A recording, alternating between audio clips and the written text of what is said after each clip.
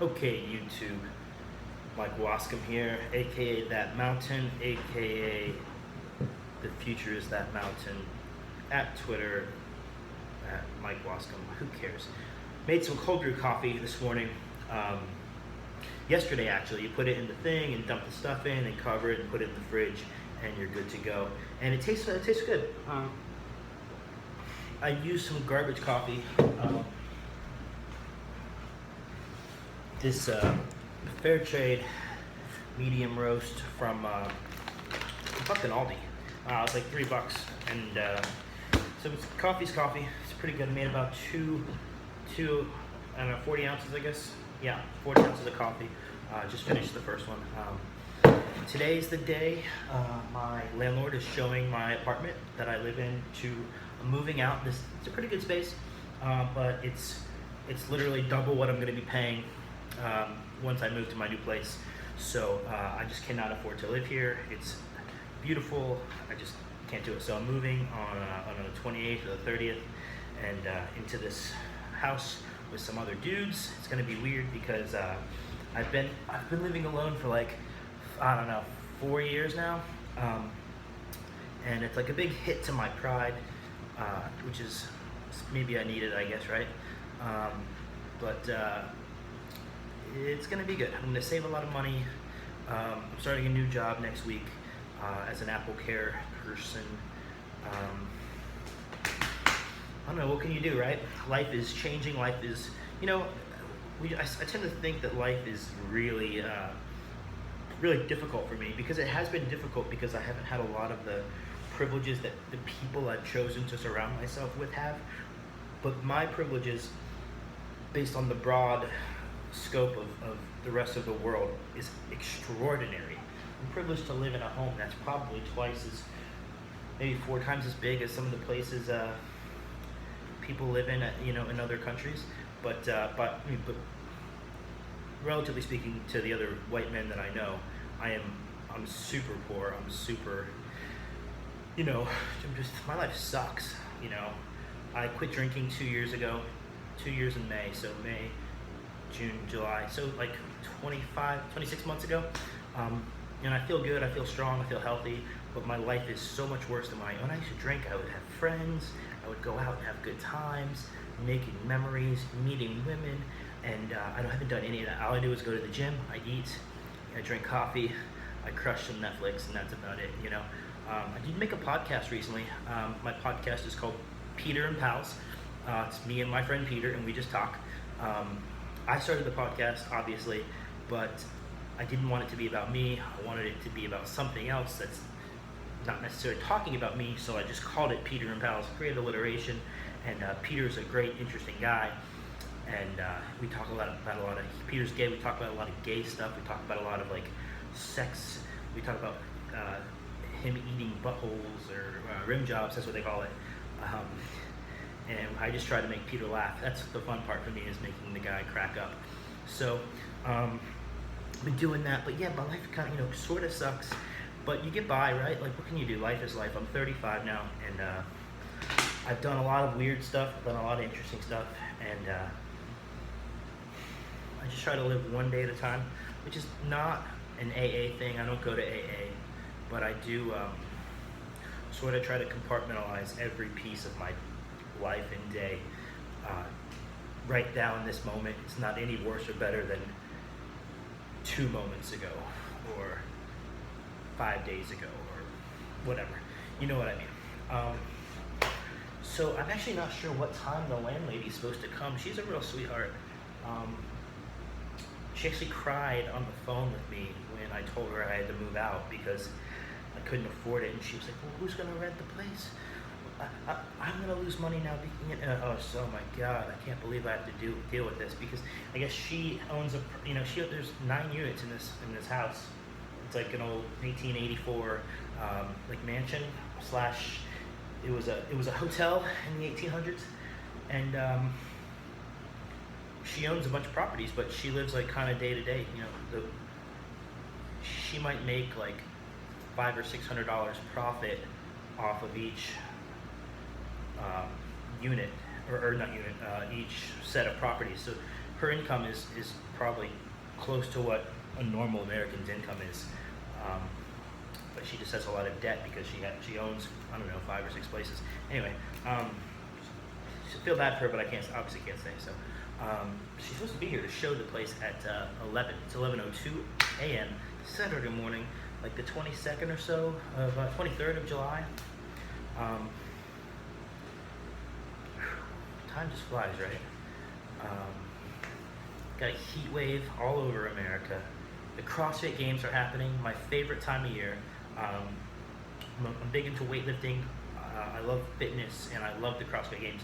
It's the purest and greatest expression of fitness around. You know, you've got guys that are running sub 6 miles, that are clean and jerking close to 400 pounds, you know, that can swim a 500 and I don't know time they swim a 500 earlier in the week. You know, guys that can do handstand push-ups, and you know, guys and girls that can do handstand push-ups, you know, and run a 7K trail run in the same day. So it's a beautiful expression of fitness. CrossFit gets a lot of hate, but I think as a methodology for fitness, it works really well. It's probably one of the best fitness systems around. Now, as CrossFit as a competition platform is completely different than CrossFit as a fitness system. And I think a lot of times we tend to meld the two together, and the people that should be focusing CrossFit solely as a fitness system are trying to incorporate CrossFit as a competitive model, and you see injuries and you see misconstrued training like archetypes or philosophies, and I think it just gets too muddled. And I think they need to stay separate. And people that train specifically for the CrossFit Games, those athletes should serve as role models for the fitness side. But I think we all the time we get too caught up in the competitive aspect of the fitness system, and that's where we kind of lose our way. So Josh Bridges is crushing it. He's I don't know, I think he's like 5th right now. Matt Frazier, who's taken 2nd at the games the last 2 years as a rookie, and then so 2013 or 2014 and 15, he took 2nd. Now he's back in 1st place, up by like 100 points going into the Saturday event. There's 2 events today. There's some kind of like weird, new, odd implement, and then I can't remember. Anyway, it's good. Sarah Sigmund's daughter is doing really well. I think, you know, last year she was going to win the games, but Katrin David's daughter ended up winning, both from Iceland, both monster athletes. But the difference was the final event involved a pegboard, and Sarah Sigmund's daughter continually tried to climb the pegboard to score, you know, to advance in the workout. A lot of people struggled with that event, but Katrin David's daughter did something very interesting. Is she stopped attempting to climb the pegboard. So she kind of gave up on the last, like, I don't know, minute or 2 of the workout, and then she was a little more rested, in my opinion, going into the final part, which was an Aerodyne sprints, which is a exercise bike sprints for calories, and then a kettlebell farmer's walk carry. And I think there was another kettlebell in there, something else. Aerodyne, rowing, something. Anyway, so that was an interesting strategic thing that she did that ended up, Katrin did that. She ended up winning her the games, but I think Sarah deserved it better. She was leading almost all the way through. We're seeing Sam Briggs do really well. She's in the top 3. She just got into America on like Monday. She couldn't get a visa. It was like I thought it would have been a huge tragedy if she didn't get in. She finally got in. She's doing very well. Cara Webb is having a redemptive year after suffering heat stroke last year, so that's going really well. And who else? Annie Thor's daughter's doing really well. The hottest chick ever, Brooke Wells from Missouri. She's top 10, maybe even top 5 right now. Surprises.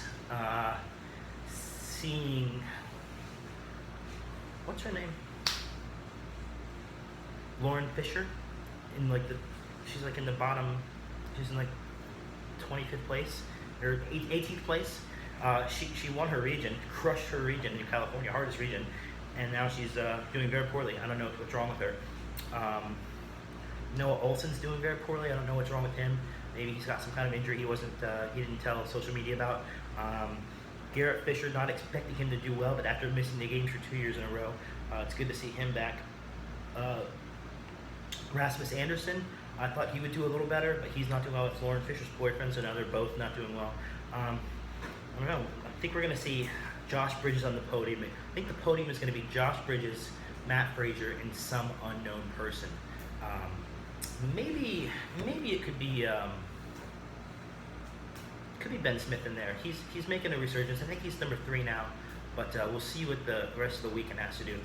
There's not a lot of heavy barbells, and there's a wide variety of movements. I think you're going to see Josh Bridges do well. I think those movements favor everybody.